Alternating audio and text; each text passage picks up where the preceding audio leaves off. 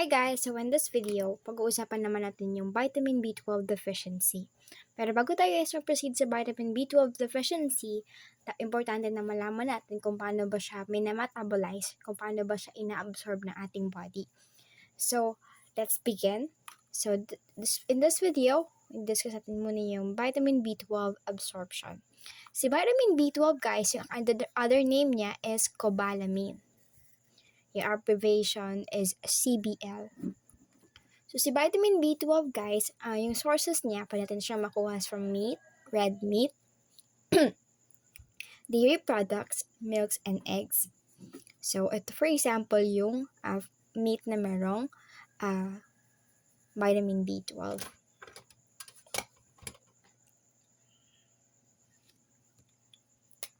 Okay? So, si vitamin B12 guys, ito pa, meron akong itong drawing ng ating esophagus, ating stomach, ating duodenum, and then sinip ko lang yung ibang parts natin instead, and then our ileum. Okay? So, dito tayo simula guys, sa number 1. Kasi number 1 guys, ito yung ating meat, na merong laman na vitamin B12, and then i-adjust natin yan siya. Now, pag papasok dyan guys, our meat will be partially digested by the mouth. So, pagka na-digest siya guys, ito yung CBL, ito yung vitamin B12, CBL, nakabind siya sa protein. Okay? Then yung partially digested na vitamin B12. So, from there guys, yung ating stomach, mayroon siyang specialized na cells, na si Schiff cells. Si Schiff cells guys, magproproduce siya ng pepsin. Si pepsin na gagawin niya, i-liberate niya si CBL. So, once, also in the presence of acid, so si pepsin together with HCl, nililiberate nila si CBL. Now, kung ma-liberate na si CBL guys, mababayin siya kay transcobalamin 1. Transcobalamin 1. Saan galing si transcobalamin 1? Galing siya sa salivary glands. So, sa salivary glands, nagproduce siya ng R protein or transcobalamin 1. Nagbind siya ngayon kay CBL. Ngayon sila guys, magta-travel sila papunta sa duodenum. Also guys, yung ating parietal cells, nagproduce siya ng intrinsic factor. Okay? So, intrinsic factor, free lang yan siya guys. So, si free intrinsic factor, travel din siya papunta sa duodenum. Ngayon, sa duodenum guys, meron kasi dyan siyang pancreas.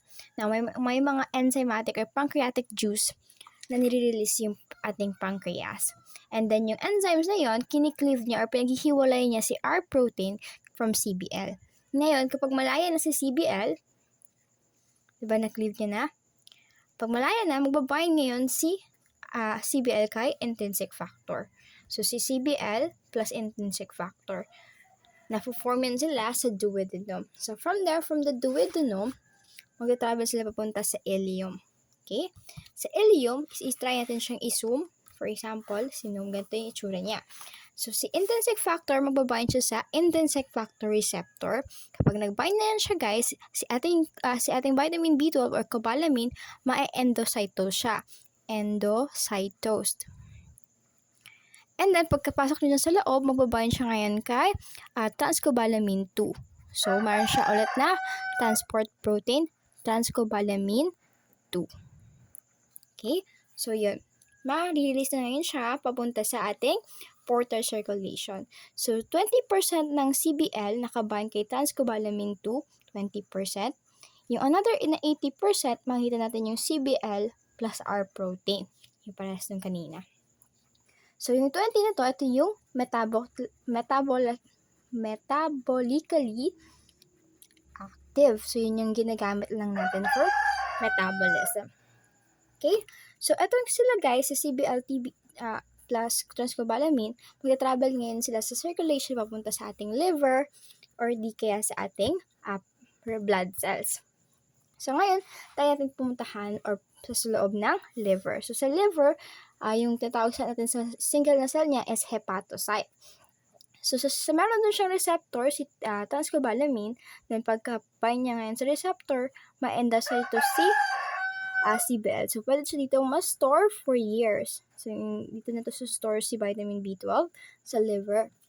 And then, ginagamit din naman siya din sa loob ng panormoblast. So, si TC or si transcobalamin 2, nag-bind siya sa kanyang receptor, tapos papasok ngayon si CBL. Ngayon, yung galing naman sila sa vitamin B9, si folate, nakabind siya kay 5-methyl. Si 5-methyl THF, mag-contribute din, contribute. So, si 5-methyl from 5-methyl THF, mababind siya ngayon kay CBL. So, ito yung na-form natin. So, ito na siya. I-continue natin silang dalawa. Si 5-methyl plus CBL.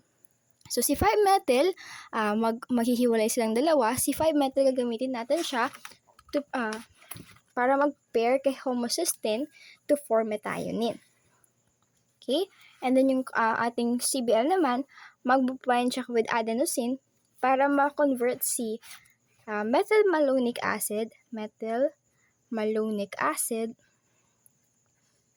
para ma-form siya into succinyl coenzyme A. So, paano kung wala tayong vitamin B12? Okay, kung wala tayong vitamin B12, guys, or deficient siya, guys, for example, wala nito, wala rin ito, so hindi natin mako-convert si MMA sa succinyl coenzyme A. So, dadami lang si methylmalonic acid, which is toxic yan siya, guys.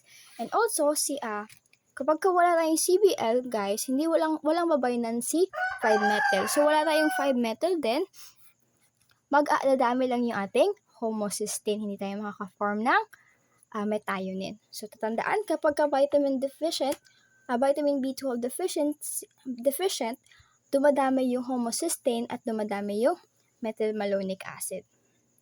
Okay? So, ito guys yung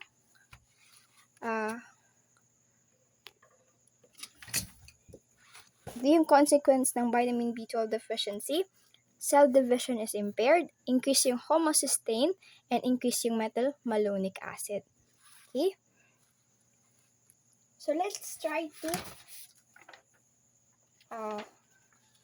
study the vitamin B12 deficiency. Okay, sorry guys. So, ito na, vitamin B12 deficiency. So, ito yung decrease of vitamin B12 levels in the blood. So, ito guys is a type of macrocytic anemia. So, they are larger than normal. Meron silang more than 150 liters na MCV.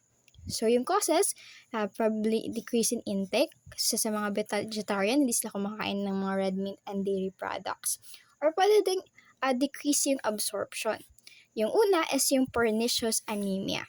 So, balikan natin guys yung drawing na to. Okay. So, kita nyo to si parietal cells. Ito si parietal cells at ito pa din si parietal cells. Nagpuproduce sila guys ng intrinsic factor. Now, kapag sira yan siya guys, pag sira si parietal cell, for example, may antibody dyan na mag-attach na sira, hindi siya makapag-produce ng intrinsic factor.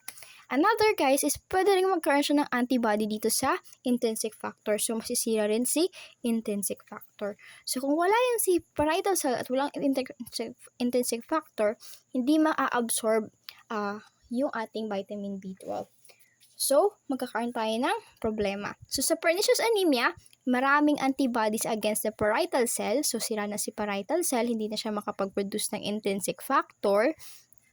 Pwede din si intrinsic factor, merong antibody. So, hindi na din ma-absorb si vitamin B12. That's why bumababa si B12. Okay? Another na mechanism is the Crohn's disease. Si Crohn's disease is isang example ng inflammatory bowel disease wherein yung cells sa iliac or sa ileum is damaged and inflamed. So, di ba, nakasabi dito kanina, dito sa loob ng ileum na-absorb si vitamin B12. So, sa Crohn's disease, sila damaged or inflamed.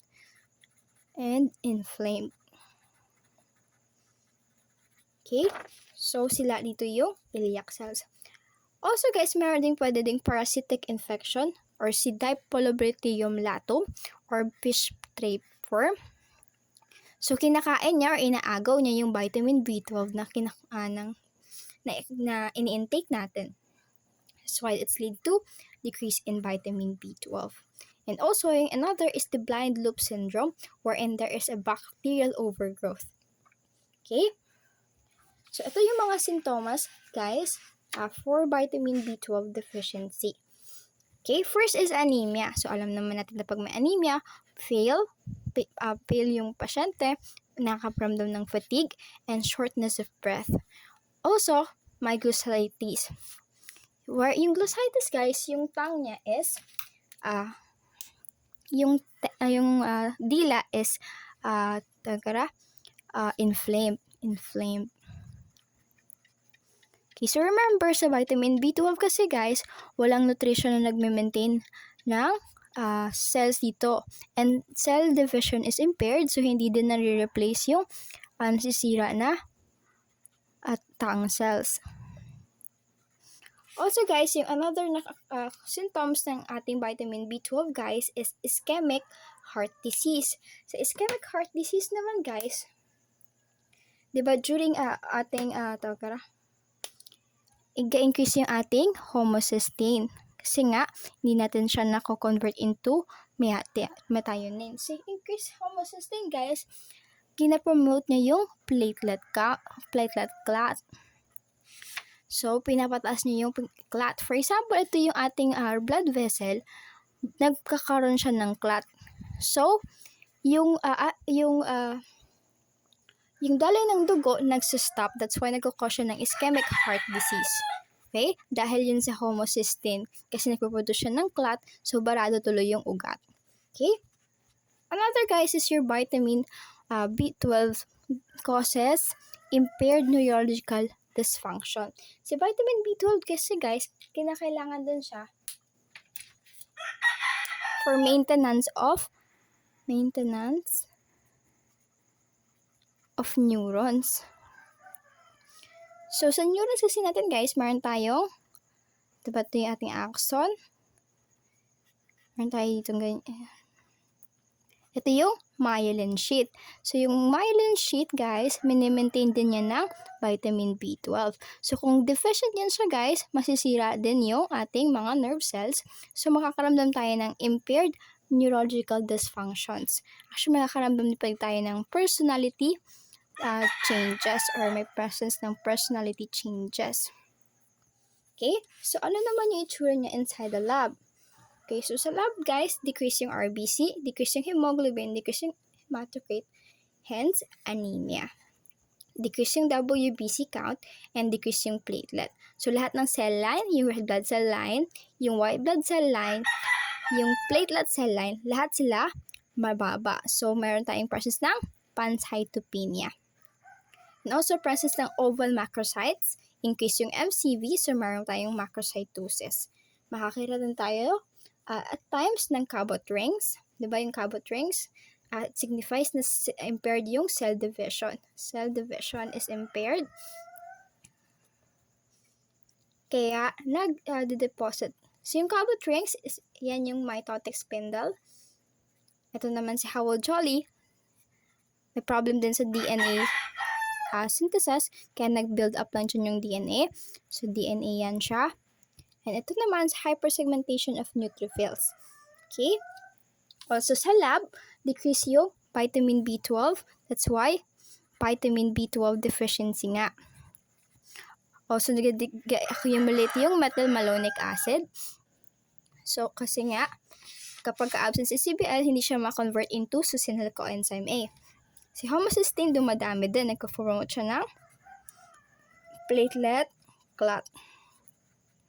Also, pwede din natin tignan guys yung presence ng antibody titer against antiparietal and anti-intrinsic factors antibodies. So, kung present to guys, pwede natin siyang i-diagnose as pernicious anemia. So, yung pernicious anemia, vitamin B12 deficiency caused by antibodies. Isa siyang autoimmune disorder.